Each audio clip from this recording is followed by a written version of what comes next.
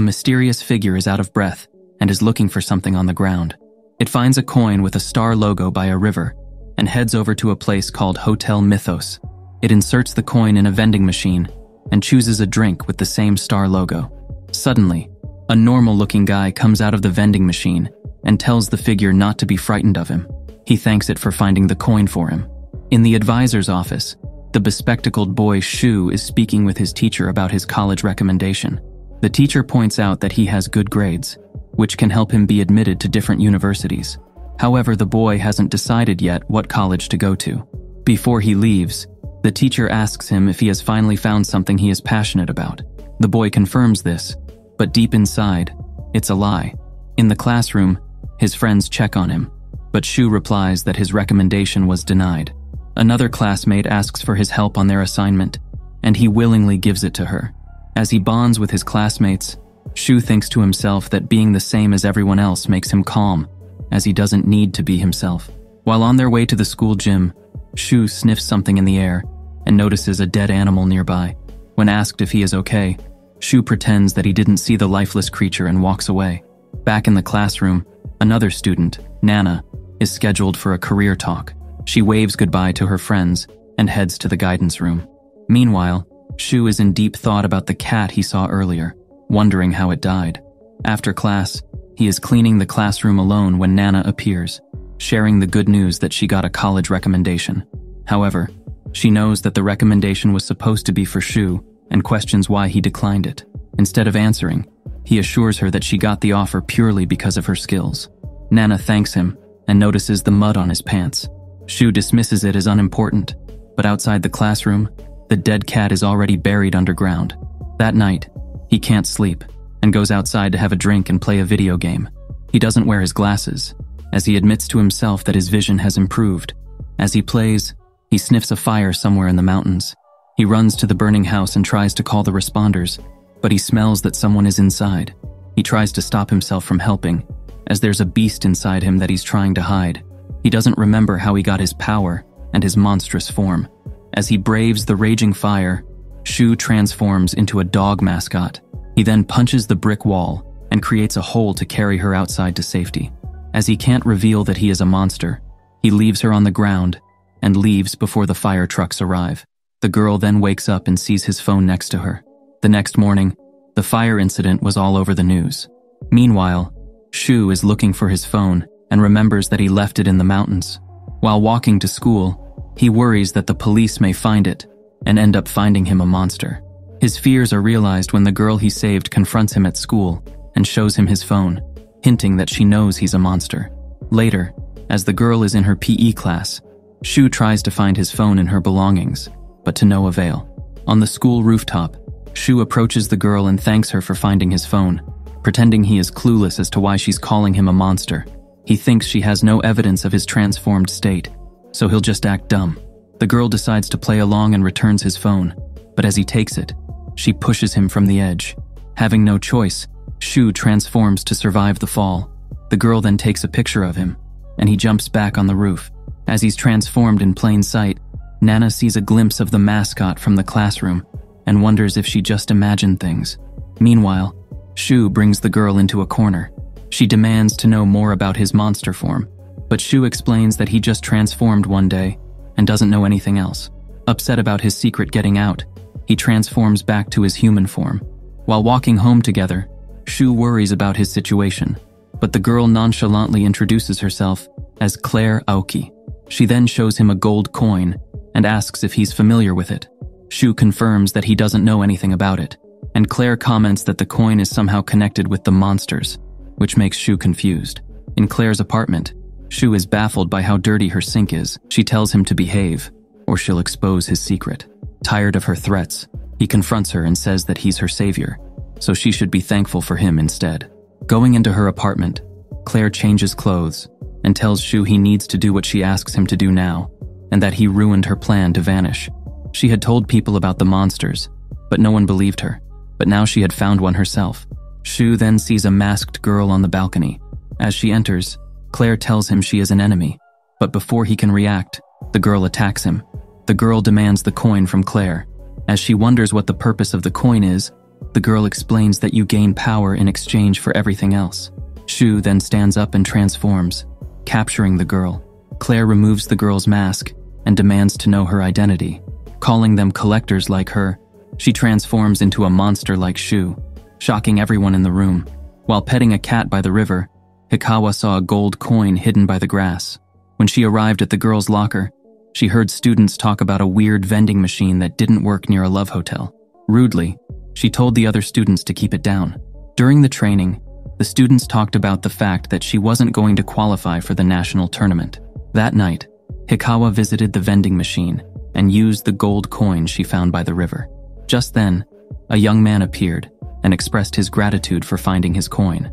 In exchange, he offered to return the favor. The next morning, Hikawa ran unbelievably faster than the other athletes. However, her feet suddenly grew claws, and her arms transformed as well. Realizing she couldn't complete her situation, she went back to the river and searched for some coins to meet the mysterious man. She then overheard Claire and Shu talking about the gold coin. She followed them home, thinking of stealing their coins. At present, Hikawa beats Shu up, threatening to kill them. Claire pepper sprays Hikawa before Shu grabs her and escapes through the window.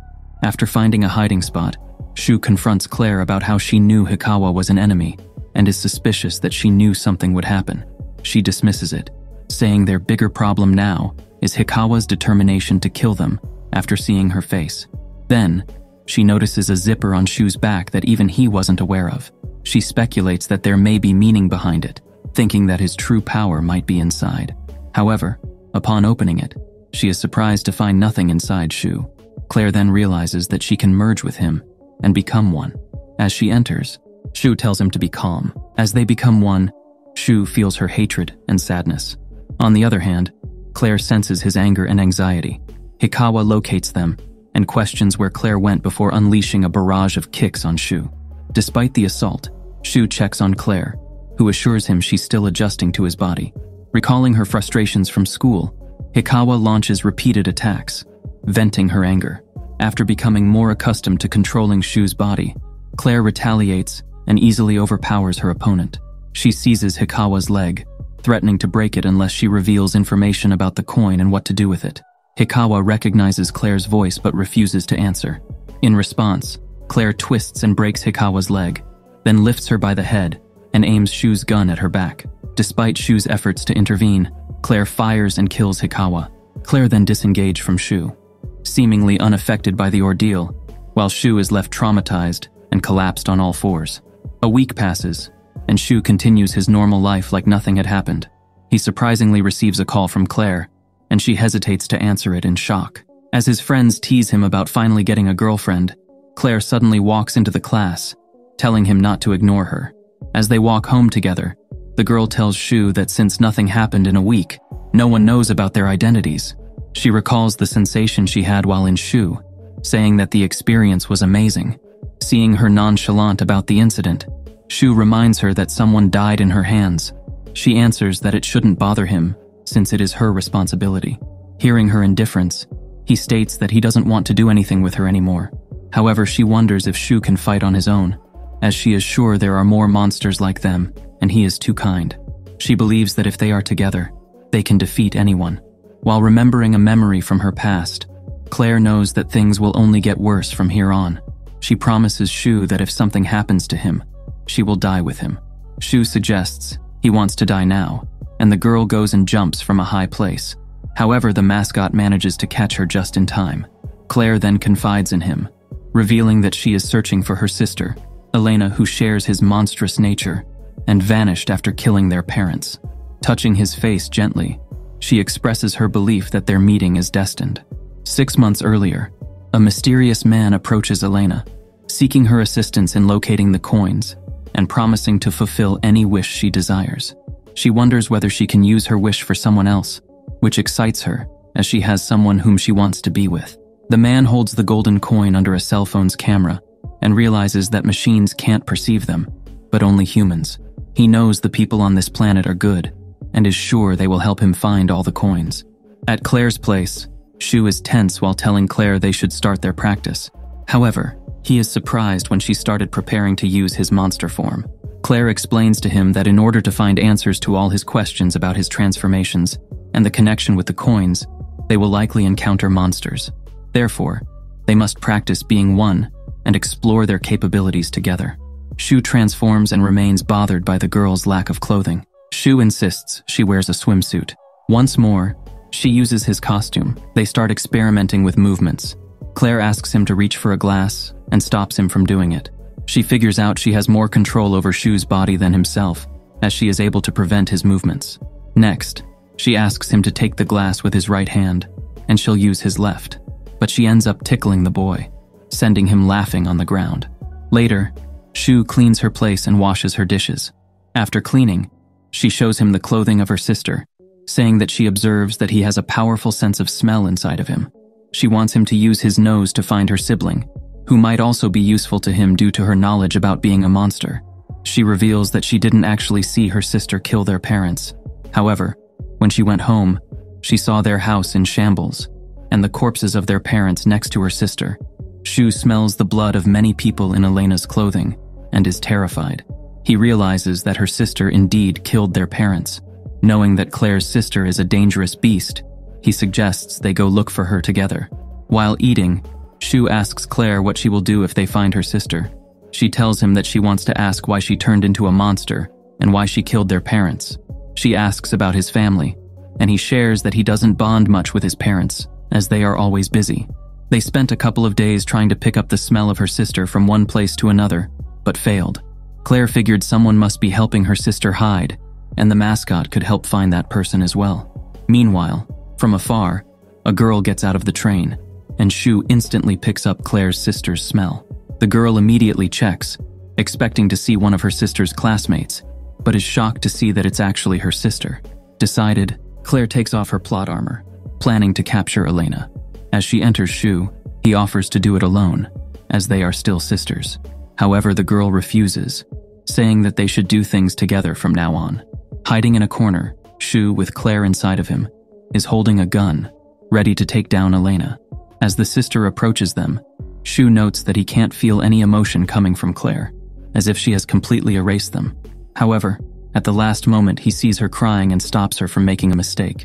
They miss the shot, and in that instant, Elena transforms and gets behind Shu, touching him. He then realizes that his power is nothing compared to hers. Elena then transforms back to being human and starts apologizing to Shu. She wants to talk about something, but she isn't sure what to say. She is also aware that he has come to kill her. Looking timid and calm, she asks they go somewhere else, where they won't bother other people. While walking, Shu can't help but wonder whether the girl is the same person as the murderous sister of Claire. Elena asks how he found her, but then respectfully apologizes for prying. She tells him that she understands why he wants to kill her, admitting that it's all her fault. Claire is shocked and thinks that her sister knows she's inside Shu. However, Elena quickly apologizes to Shu, calling him by his name. Tears stream down her face as she confesses to being the one who turned him into a monster, leaving Claire puzzled. However, upon hearing Claire's voice, Elena realizes that a girl is within Shu. Fueled by anger, she violently tears off Shu's head, demanding the girl leave as that space belongs solely to her. But realizing her mistake, she begins to apologize and checks if Shu is still alive. Claire intervenes by shooting at her sister, but the bullets just pass through her. As Elena calms down, she recognizes her sister and questions why she is inside Shu. Claire confesses that she intends to kill her sister because she killed their parents. Elena explains that their parents were corrupt and strict, with their father being a dishonest legislator and their mother having an affair. She did it to protect Claire. Elena asks if she kept the coin she gave her, but since Claire says she didn't, Elena provides her with another one and instructs her to take it to the abandoned motel. Elena receives a phone call, advising Claire to make good use of the gold coin, and then leaves. As they are alone, Claire tells Shu she'll fulfill her promise to him and points a gun at her head, but then the beheaded mascot speaks up, urging her not to do it. Later, Claire and Shu arrive at the abandoned motel and meet the mysterious man. Claire requests that he fix Shu, and after examining the mascot, he agrees but requires the gold coin. Using the coin at a vending machine, he provides Shu with a drink that helps reattach his neck. While waiting for Shu to heal, Claire crawls out of the mascot, seeing her in her entirety, The man comments that she has a nice body. The man explains that he's an alien who has taken on the appearance of a young man. Normally, his species doesn't have a physical body, and he is the most fitting for this planet. This shocks Claire and Shu, and he asks them to keep it a secret. However, he starts to blush as he stares at Claire. As he currently has taken a male human body, he can't help but feel attracted to the girl and tries to touch her. She reacts immediately and hits him. Embarrassed, the alien immediately apologizes, saying he's not a bad one. To prove he is not bad, he brings out a hair he snatched from her head. He then eats the hair and asks if she's intrigued to know if he's going to turn to someone she desires. However, the alien turns into a complete copy of Claire. He then offers to change her life in more interesting ways. The alien then clarifies that Shu's body transformation was due to a similar medicine he took earlier, and he morphed into his desired form. Shu, however, denies any memory of taking a medicine and wanting such form. Despite this, the alien praises Shu's concept of allowing someone inside of him to compensate for his weaknesses. Back in his male form, the alien does a last checkup on Shu and tells him he can now transform. The boy reverts to his human body, and Claire immediately hugs him. The alien then explains that his species turned their minds and knowledge into data, the coins, as physical forms became nuisances during long space travel. Their ship broke and crashed on Earth, spreading the coins. As he doesn't have the expertise to repair the ship and find his friends, he wants people to become collectors and gather them for him. As compensation, when they get 1 coin, they can use the medicine drink and transform. And when they gather 100 coins, they can do something amazing, suggesting they can turn into an overpowered comics character. Claire asks Shu if he even picked up a coin before, but the boy didn't. She suggests that someone made Shu drink the medicine and transform him into a monster. She hints that she knows that it's her sister, but the alien feigns ignorance as he doesn't want to reveal personal information about anyone. Returning home, Claire remarks that uncovering the link between Shu and Elena will be challenging. However, Shu interrupts her, warning that she cannot use the coin for investigation as it will lead to her demise as situations deteriorate. She retorts that her life is currently improved compared to before her parents' deaths. She recalls the difficult times when her parents passed away and her sister vanished, feeling isolated as no one believed her. But as she met Shu, everything changed, and she found her place inside of him. She has never been so excited in her whole life and promises to never use her gold coin since she got him. While at school, Shu accidentally bumps into some classmates who demand an apology, but instead, he grips one student's arm tightly, nearly causing harm. Abukawa steps in, saying hi to Shu and calming things down. Later, on the rooftop, Shu smells Nana coming up to return his notebook. Nearby, Claire listens in on their chat. The boy asks Nana what she'd do if the world were ending that day, imagining a scenario where a bad guy gains the power to destroy everything. Nana says she'd worry about her family and friends and try to stop the bad guy. Shu nods, agreeing that's what most people would do, and then heads off. That night, he contemplates the fact that there's a big story lurking in the shadows of their town. So, to know more about the bigger picture, he and Claire go to investigate the next morning. They hike to the site where the alien ship crashed, wanting to discover more secrets. A woman goes into the woods hunting for coins, thinking it's easier than searching in town. In a clearing, she meets a man who says he's also a collector. He scares her by saying the place is his, and then turns into a gorilla-like monster with his buddies. He gives her a choice: help him find coins or face trouble. When she refuses, he attacks. Meanwhile, Claire and Shu go deeper into the woods. The girl thinks they won't find many people there, probably just monsters. Shu asks what to do if they run into someone, and Claire says they should strike first. However, she acknowledges Shu's opposition to this approach, noting that they won't last if they fight every person they encounter. They need information about the number of collectors and where the coins have been found. Claire also emphasizes the need for Shu to transform immediately if they come across a monster to protect their true identities, as they can't be sure if the monster is friendly or hostile. While on their way, the boy smells someone's presence about 200 meters ahead, and Claire immediately merges with his costume. She emphasizes the need to strike first, fearing someone else might snatch their opponent's coin. They confront the monster, and Shu is taken aback by its intimidating appearance up close. He stares at the monster's sharp hands and remembers the traumatic experience he had with his head. The monster expresses surprise that an enemy has approached him directly, as they typically flee upon seeing him. Claire assures him that they're not enemies and only want to talk. Recognizing her voice, the monster realizes she's a girl. However, he admits that he's not interested in the coins. He explains that he wanted strength from the alien, but as he became too strong, normal humans were no match for him, so he came to the site wanting to fight monsters. He approaches, telling the mascot that he isn't thrilled to fight a girl, but he can't move forward without a sacrifice. As the monster charges to attack, Shu tries to make the first strike and punches him. However, the monster blocks it and comments that a normal human would have died from that. Claire takes charge and lands a blow, but it still has no impact. Remaining composed, Claire acknowledges the enemy's strength and explains that she's not collecting coins for personal gain, but to prevent dangerous individuals from getting them. The monster questions how she can prove that she's not dangerous. Feeling trapped, Claire resorts to using Shu's gun and fires, but the monster blocks it, realizing it's not an ordinary weapon. In appreciation for almost getting him, he reverts to his human form and introduces himself as Tada Sanbei. Tada then prepares himself for an attack, mentioning that he developed his unique martial arts style. He then bends backward and launches an attack that slices through the ground, inadvertently creating an opportunity for the mascot to flee.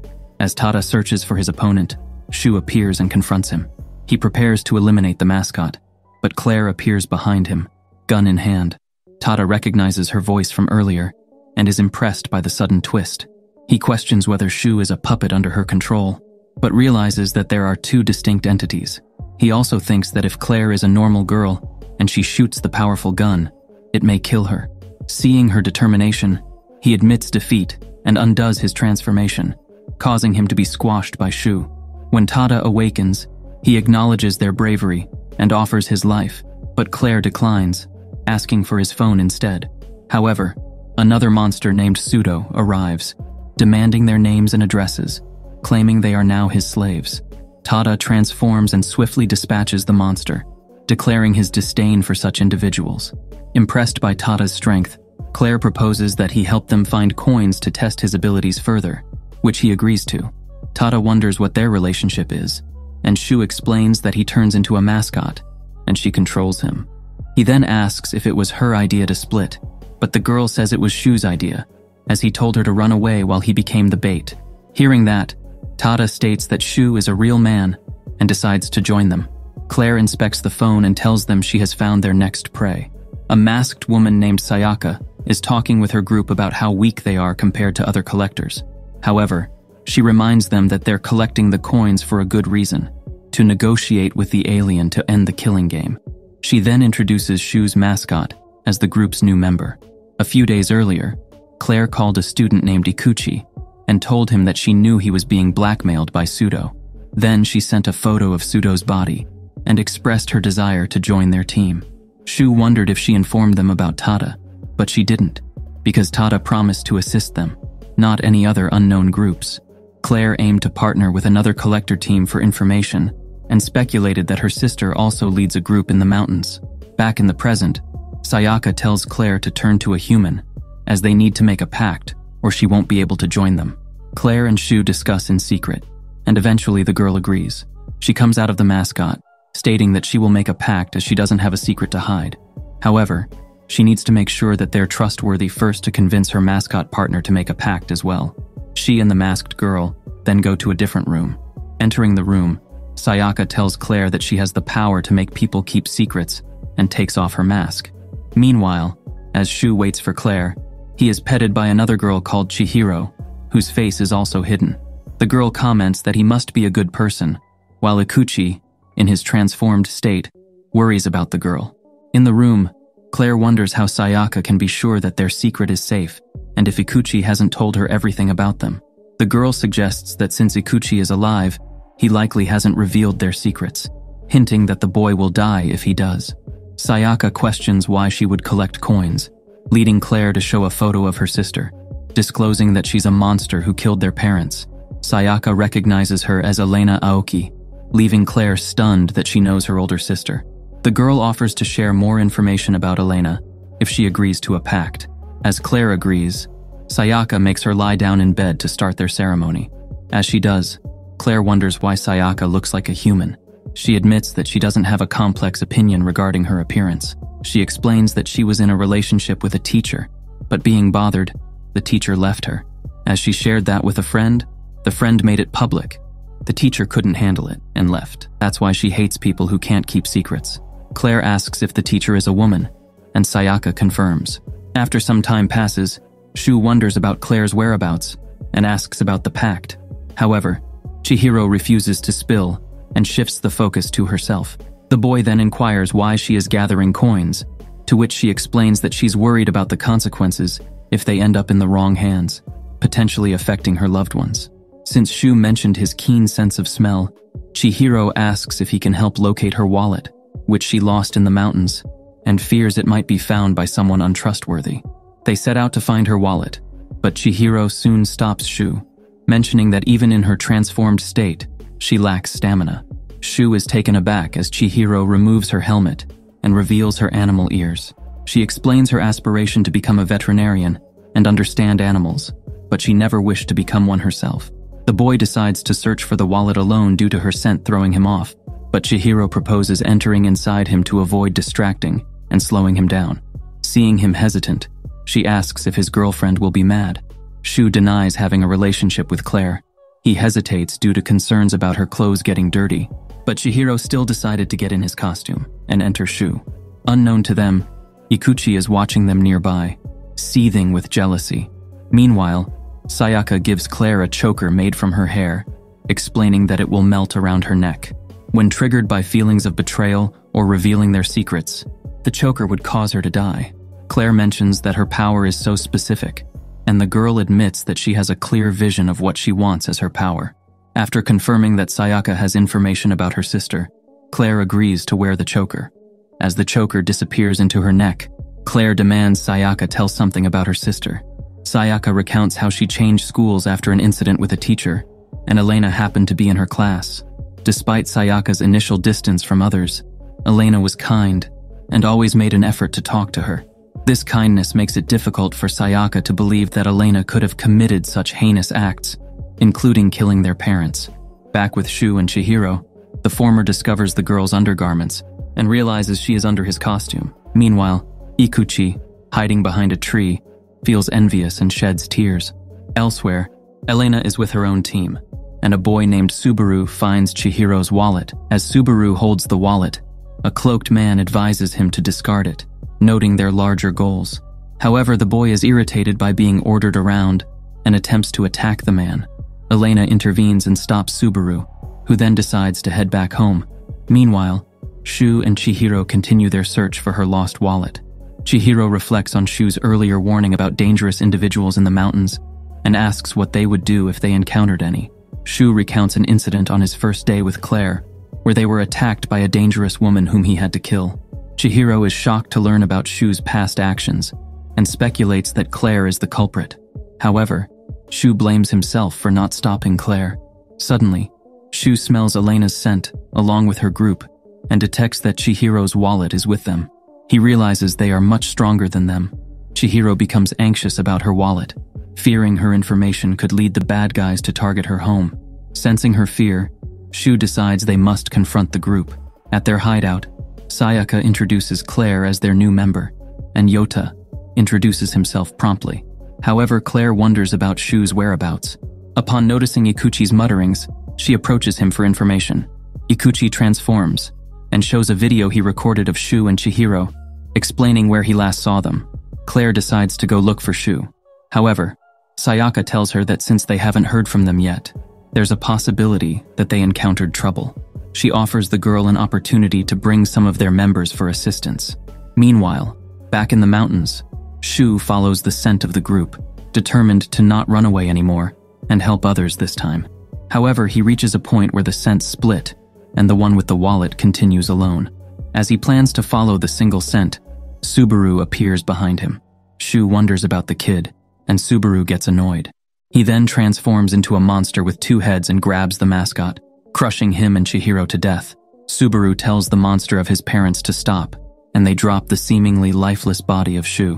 While looking for her friends, Yota suddenly asks if Claire wants to go out with him, saying she's his type. She repeatedly rejects him, and questions why he doesn't even hide his face. As someone with no family or friends, he doesn't need to worry about his identity being revealed. While he might seem timid, he's the only one in their group that can fight, so he sometimes wonders if he can protect them all when push comes to shove. She frankly says he can't, recalling the fearsome monsters roaming the mountains. The pair only joined them because they seemed easy to use. Her chic attitude makes his heart beat faster, so he asks if Shu is her boyfriend. More than that, he's her other half, and she moves forward to find him. However, her friend is currently bleeding and mangled on the ground. Subaru walks away, disappointed. Remembering how his form might mean something, Shu crawls up with half a body, frustrated by how weak he is. Just then, his form begins to change, morphing with Chihiro. A new beast emerges, now looking like a combination, instead of being controlled from the inside. Its roar echoes throughout the forest, prompting Elena to rush to them. The metamorphosis intrigues Subaru, but they're still nothing compared to him, or so he thought. He sends his monsters to attack, but his target easily dodges and kicks them down. Seeing its power, he guesses that it must be rare, although not as rare as him. With rage swelling up inside, it charges again. They're neither Chihiro or Shu, but they're sure that the boy in front of them must pay. Burning with rage, they forced their way through the monster and aimed their gun at the boy. Before they could pull the trigger, Elena arrived to completely stop their fight. Seeing her, Shu boils with anger and raises his guns, but Chihiro, realizing who she is, stops him. The pair leaves as the beast falls unconscious. Way before, Elena approached Alien with a coin, saying there's someone she wants to be with. Understanding, he handed her a strange bottle. He wakes up from his first ever dream and ponders the ever-changing world. Subaru later warns his companion against interfering again, but she stands her ground, inviting him to try fighting her. Acknowledging his mistake, they regroup with the others. Meanwhile, Claire finds Shu in the middle of a wreck and runs to him, only to find Chihiro unconscious inside. A younger Shu arrives at his new cram school and is welcomed by a kind old lady.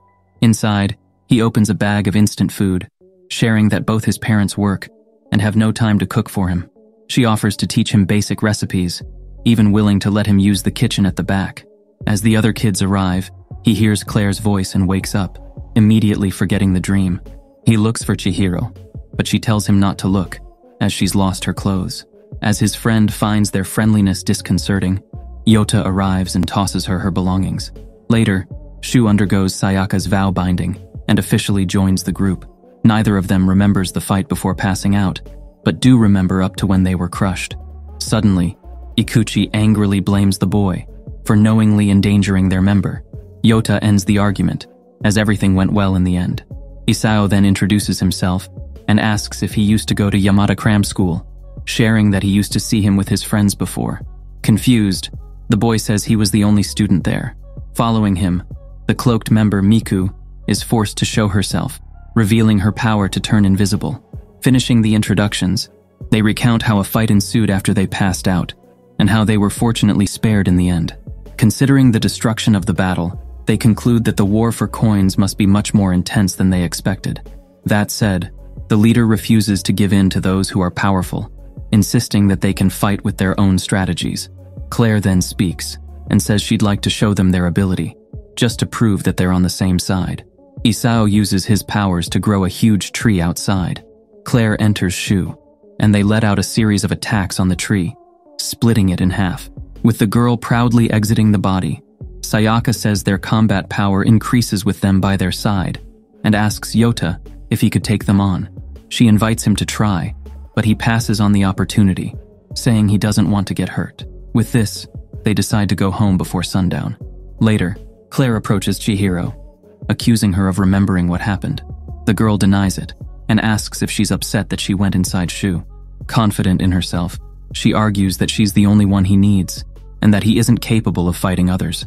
Hearing this, she confirms how different they are, and says they'll never become one.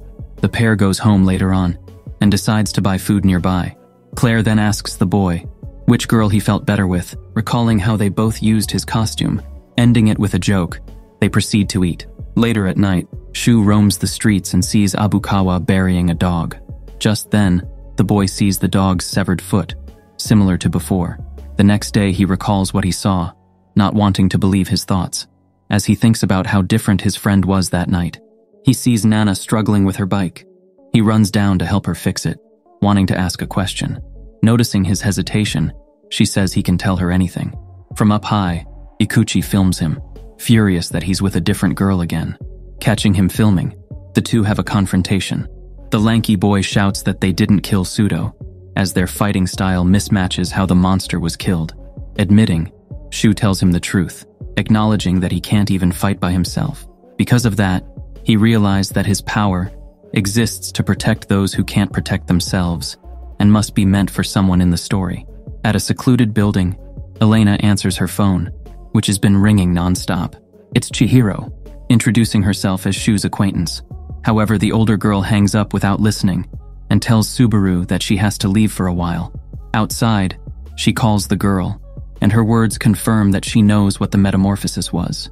It's a power unique to the boy, allowing him to join with someone and helping them surpass their limits to achieve their one goal. Chihiro explains that she got her number from Shu, triggering Elena's sinister anger, as it's impossible for him to remember. However, she explains that she felt and saw it all when they became one. There was a shadow deliberately blocking his memories, and that shadow looked exactly like her. When she filled the dark parts with her image, she saw the boy's complete memories. Believing that she's a good person, she invites her to join their cause, but Elena quickly declines, questioning the state of their coin-collecting game, and saying she has other goals now. Just then, her comrades appeared and asked who she was talking to, insisting that such matters concern them. Avoiding the question, she assures them that she hasn't forgotten her role and will eliminate anyone who gets in their way. It's been 2 months since the group of the week began searching, but they've only collected 5 coins so far. That said, putting together the locations of where they found the coins has shown a path leading straight to the fallen spaceship. If they reach that point, the 100 coins will be within their reach. Confident in their skill to play in a game of wits, the group of the week has decided to search for the fallen spaceship instead. Unwilling to become monsters like the others, they set out to end the meaningless game for good. They reach the aftermath of a big fight, and Ikuchi sees something hiding in the woods. Further in, a team symbol is found on a rock, marking their territory. It was probably put as a warning to turn back, but the ship is in that direction, and they can't let go of that advantage. Their member argues against the reckless conclusion, but the pair of newcomers don't take him seriously, calling him touchy. For now, he shows them recordings of the groups of enemies he saw from when he scouted the area before. Wanting to avoid pointless fights, especially against creeps, they agree to take the long route, with Ikuchi scanning the perimeter as they go. They tread on, and the journey is obviously too taxing for some, so the group decides to take a break at a stream. Isao instantly grows watermelons with his power, and they all share the refreshing treat, especially with their tired scout. While Claire finds them too laid back, Ikuchi says that such moments are important, more so now that they're a team. Meanwhile, Chihiro thinks about her conversation with Elena, and considers revealing that someone has already gathered 100 coins. However, they resume their journey before she can. Up ahead, Claire suddenly says they should turn back, despite their scout assuring them that it's safe. While they might be avoiding enemy territory, she finds it odd that the area was claimed in the first place. She guesses that it's meant to herd weak collectors in the open riverbed, where they can be seen easily. Just then, they see ominous figures watching them from a cliff and realize that they've fallen into a trap. Sayaka calms everyone down, reminding them that they're good at escaping. Seeing them run, the leader of the other group says they only need to catch one, and the rest will line up to save them. As such, a worm-like monster named Morita speeds down the cliff and catches up to them in no time, laughing and boasting that his speed isn't all that's impressive. Knowing that it's stalling for its friends, Shu and Claire step forward to begin the fight. However, the beast's multiple arms latch onto them, easily taking the mascot out. It grabs Sayaka and takes her hostage, stopping the others from moving and threatening them with death if they refuse to join their group. In case they still want to fight, the monster tosses them a bag. Like them, a girl wandered into the territory. Their leader, who's on a completely different level, quickly took care of her. The scare tactic works on the others, but Yota steps forward. He recalls how he was kicked out of school for injuring someone while protecting his friends. Activating his power, black cross marks appear, and power seethes out of his body. Shu misread him, fooled by his carefree attitude compared to the others. Seeing this, it's obvious that he's a beast himself. Sayaka smiles at her member, who dashes into the monster, freeing his leader and taking it out with a single punch. Furious, he continues to bash its face in, needing to be stopped by his comrades. While having expected such situations, being threatened with a corpse was low. Despite Ikuchi's worries, they decide to proceed to the ship. Later, the violent group arrives at the scene, but their targets are already gone. A member named Hanakawa uses his X-ray vision to spot them, just 500 meters ahead. Seeing their maimed comrade, the others say that he deserves it and want to throw him away. Their leader, Madoka, calls them cruel and proves his position as their boss by pulling a tooth from his mouth and sharing in his member's pain. He tells him to wait as they capture the enemies that hurt him. Meanwhile, Izao grows huge trees to block the path. While confident that they're safe, they hear something rushing towards them. Madoka, in his gorilla form, bulldozes through the barricade and punches Isao to the ground. Furious over what they did to his member, he takes a tree and tries to drive it through his chest. Fortunately, Yota stops him in time, punching him in the face. However, the attack is completely ineffective. Seeing Claire enter Shu's body, Madoka moves forward, ignoring everyone else in his path. Yota tries to run after him, not minding Ikuchi's warning, and gets bashed far away. Approaching the mascot, the gorilla asks what he is. The gorilla beast asks what the mascot is. It grabs his head and reaches for the zipper, telling the girl to come out. Shu waits for him to get close enough and shoots his revolver. However, they're left in shock, as Madoka points the gun away and takes it for himself. He points it at Chihiro, so the boy immediately goes back to his human form, forcing the gun to dissolve. Just then, enemy reinforcements arrive, severely outnumbering the group of the weak. With the outcome of a battle obvious, the guerrilla leader says that they're going to be gathering coins for him from now on. He goads them on, promising to grant their desires once he gets his wish from Alien, and emphasizing how much he cares for his people. That said, one of them has to die in return for hurting Morita. He allows them to choose the sacrifice, warning that he'll kill them all if they don't pick one. Cool-headed, Claire asks about Yota and Isao, who are unconscious, and if he'll count it if one of them died from his hit. Madoka says he'll still kill one, considering it a rite of passage, and takes the girl out of the options for asking such a good question. They're left alone to think about it. Fortunately, the two allies are alive, albeit injured. The leader spouts about his friends, while acting ruthless towards his enemies, but they're honestly not that different. Until now, they've been watching them from a distance. While talking about their options, Yota insists that he take them all on, but Ikuchi says there's no way for him to win, and that they'll all die if they choose to fight. Fear devours him, knowing that the enemy is willing to kill.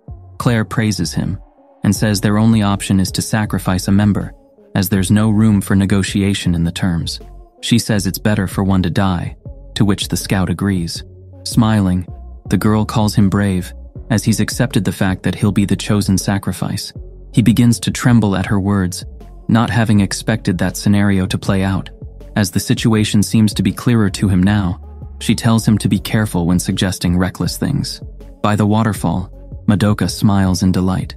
He's had a terrible life so far, and his eyes were always pointed at the ground, as things never went his way. However, that's also how he ended up finding a coin on the ground and changing his life completely.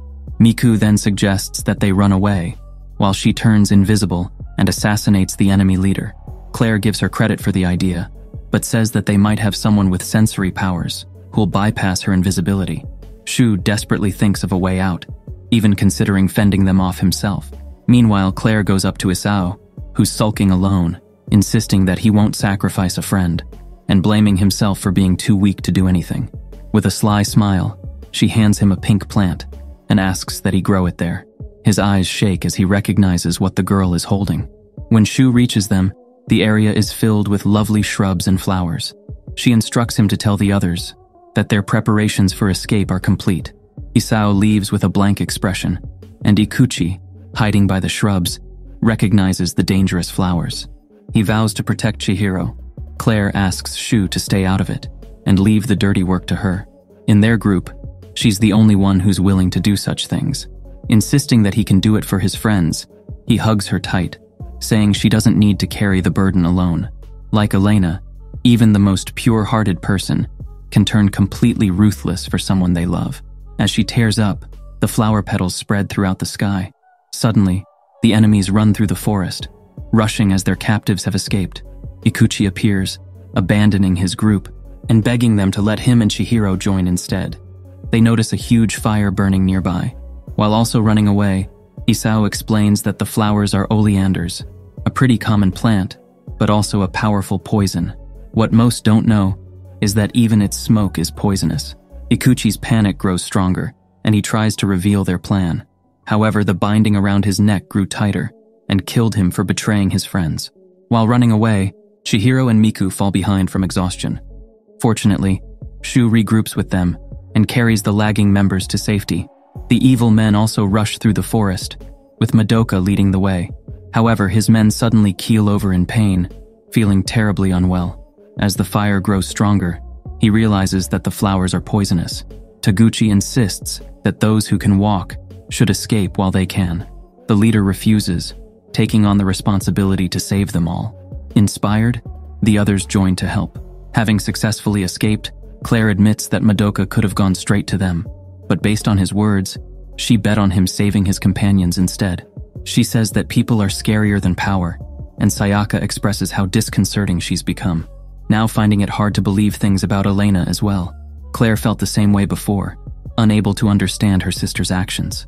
When she met Shu, she began to understand that she couldn't bear her crimes or run from them, and that it was up to her to save her sister.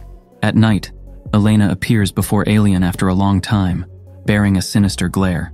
Alien tells Elena that her sister went by looking for her, and that she was accompanied by Shu. He assures her of his neutrality, insisting that he didn't say anything about her. She says many people have died for his coins, but he rids himself of responsibility, as they're all doing things on their own accord. Honestly, he's impressed by what they've all done, especially Claire. Enraged, she thinks about killing him, but it won't do anything to stop the mess they're in. As the flames die down, Shu can't believe just how many people died. While he promised to shoulder the burden together, it's still too much. Sayaka decides that it's time to head back home, despite Claire's opposition, saying the incidents today are more than they can all deal with. Before going home, they unsuccessfully try to reach Ikuchi, and their leader already knows what might have happened. Later, she blames her ideals, saying it put them in such a dangerous situation, and even pushed her members to become monsters. Miku comforts her, saying she'll always trust her, but Sayaka declines her affection. Meanwhile, Isao cries in front of Yota, saying he didn't want to cause so much death, and then points out how weird the two newcomers are.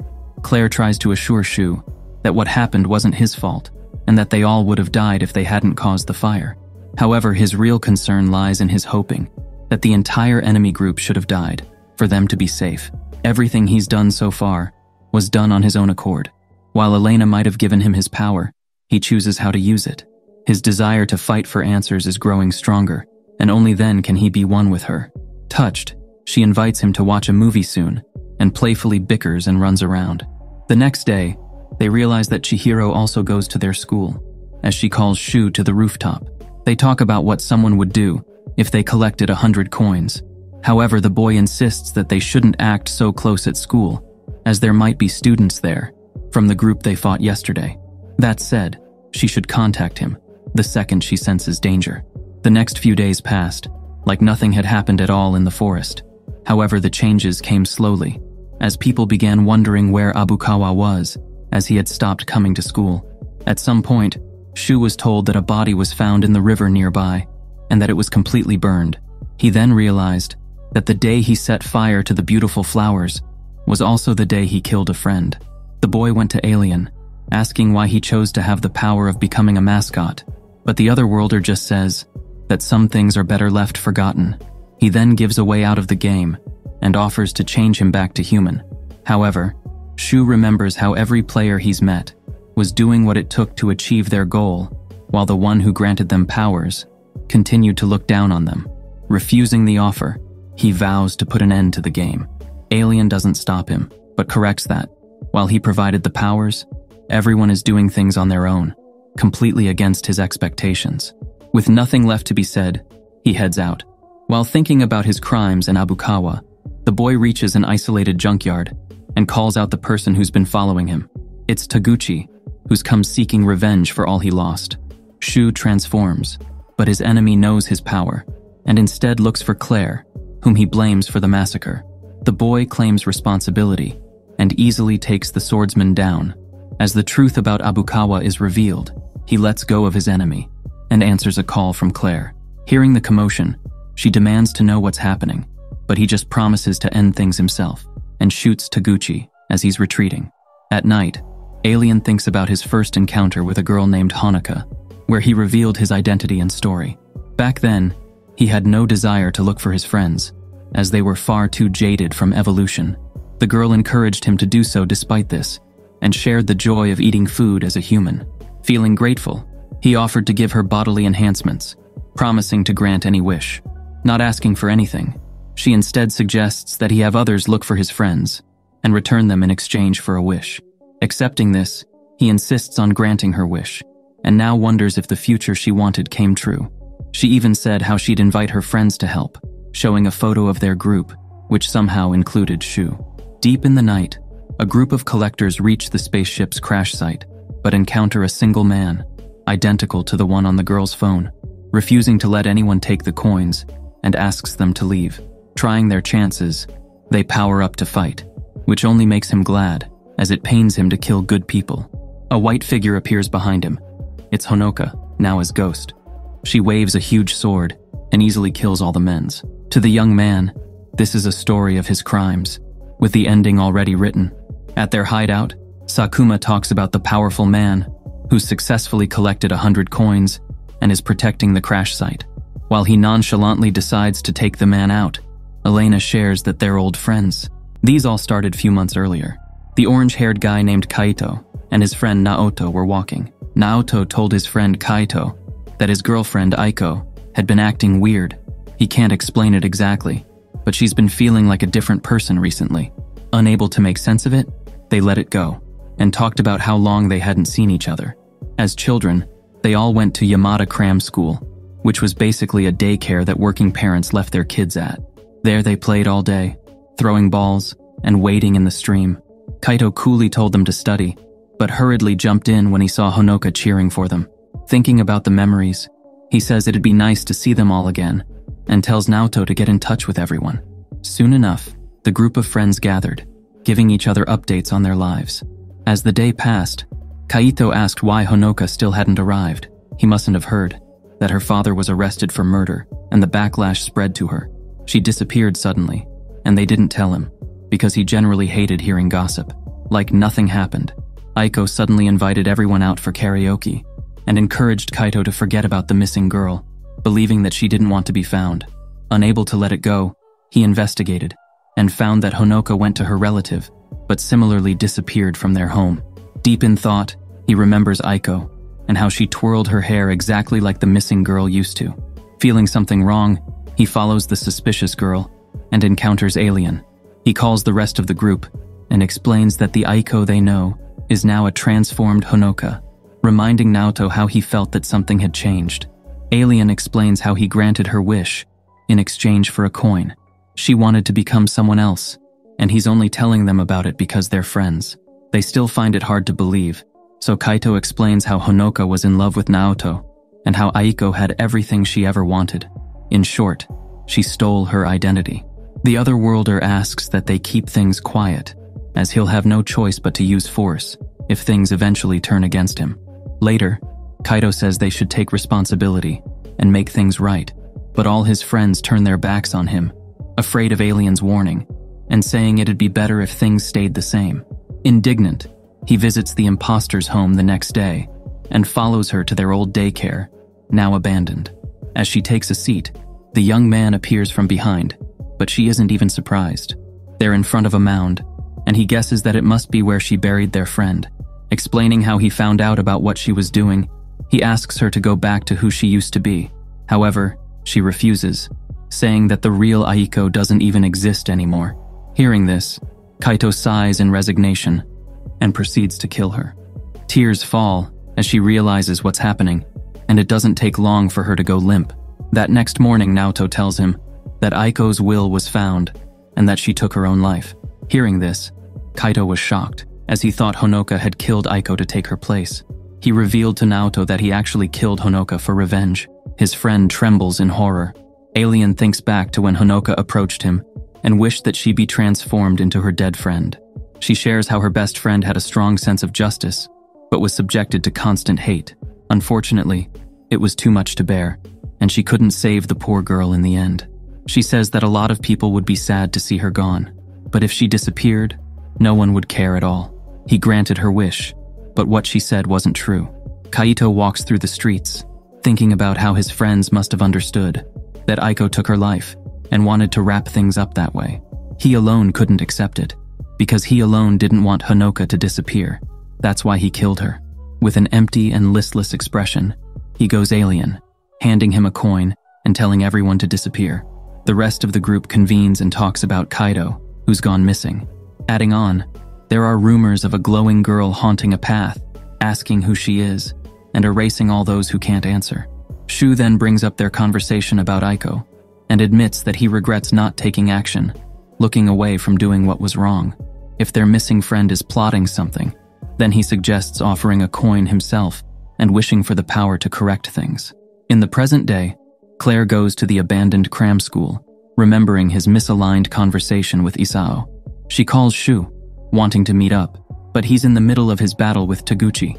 Saying it's over, he pulls the trigger on his enemy. As she's confused by his words, she sees a stuffed toy on the shelves, identical to the boy's mascot form. Meanwhile, Elena receives a call from Chihiro, asking to meet up. The group of the weak gathers, but without Sayaka and Isao. Frankly speaking, Shu asks them for all their coins, saying they can't fight, and offering a path back to their normal lives. Understanding, Chihiro still believes in his kindness, and thanks him before leaving. As they ride away, she and Yota notice how much the boy has changed and worry for his future. While he wants to head to the mountains and work right away, Claire invites him to watch a movie first, threatening to forget him forever if he declines. He reluctantly agrees, expressing his desire to keep her safe. At his house, she sees the place riddled with dust, cobwebs, and rotten food. All things considered, there really is something strange about him. Acting like nothing is wrong, he invites her in, saying his parents work till late. Worried, she tries to wake him up from the trance, asking when he last saw his parents, and understands that Elena's at fault. Familiar black ash passes by him, and he suddenly goes wild. A memory of Elena flashes in his mind, and he gets a hold of himself, questioning what just happened. Just then, the black collars on their necks break apart. Sayaka calls, saying she's released them from their pact and any relationship with her. She says they'll meet up tomorrow and hand over all the coins they have. As she ends the call, Chihiro thanks her, saying none of them, including Shu, should continue collecting coins. They plan to hand everything over to Elena and have her stop the game as soon as possible. Tomorrow, they'll meet at the riverbank before sundown. During their class break, Claire wonders where Chihiro is, as she wasn't in class. She asks the boy how he is, saying he's been weird since last night. He's unable to answer, not understanding himself, and thinks about the memory of Elena, wondering what it was about. By the mountains, Elena thinks about the people she failed to save from Honoka, but Naoto assures her that Shu was the only person she should have used it on. Weakening her power anymore would deter them from defeating the monster in the mountains. Speaking of the boy, she confirms that he remembers nothing. He says it's a relief, as Kaito might use the bond that was forgotten to end the world they know of. At school, Nana processes her document to transfer out, as she has to leave town soon. Meanwhile, Claire and Shu part ways, and someone follows the girl in a hurry. Outside, she throws a bucket of water on her pursuer and kicks her into the pool. Miku's invisibility deactivates, and she's unable to contact Sayaka, as her phone died from being submerged. On the other hand, Isao and Yota face the boy, but the two quickly give up, knowing they aren't fit to fight him. They tell them where he should go. As Claire rushes to the riverbank, she passes by Nana, who asks her to wait. Meanwhile, Chihiro hands Elena all her coins, and is warned not to say anything to Shu. Just then, the boy appears, saying she must have done all that to keep him safe. Not receiving an answer, he He insists that he isn't going to run this time. He says he recovered a fragment of his memories last night, which indicates that rather than her dragging him into the mess, he dragged her. Avoiding the question, she says he's overthinking it. Claire arrives, says she'd like to hear more as well, and takes out the toy she found in the cram school. Just like that, his memories with her begin to return, and Honoka immediately notices. Elena tries to stop him, but he pushes her away. Determined to know the truth, he tells Claire to enter his body. She cries as she holds them down, knowing full well what the implications and consequences of her actions would be. Erasing his memories was the only way to save him, even back when his parents were fading into nothing. However, the boy says it's time for them to stop shouldering everything. Because of his emptiness, he was able to allow others to be one with him and grow stronger. Feeling more powerful than ever, he charges with Claire, clashing with the darkness that is Elena. Just then, Honoka appeared behind the boy, asking who she is. With this, his memories and her name flood his mind, but Elena shouts that it's something entirely different. Brought back to reality, he shoots her with his revolver, but she's already ensnared in his mind. Countless figures of the girl appear, latching onto him, regardless of how many times he shoots. Suddenly, his old friend also shows herself and directs his hand to shoot her. With this, his memories of her are wiped out once more, freeing him from Honoka's grasp. Back in the real world, the glowing ghost loses her reason to attack them, completely disinterested in monsters with no bonds, as long as they don't go to a certain place. As she disappears, Elena moves to leave, but Shu stops her, asking about the place she's talking about. When he saw Alien, he swore to carry the burden of their crimes and end the game for good. She tells him not to get ahead of himself, stating that her group will put a stop to things themselves. He's always known that he wasn't the main character of the story. However, he hopes that when the climax comes, he and Claire will finally find the answers they're looking for.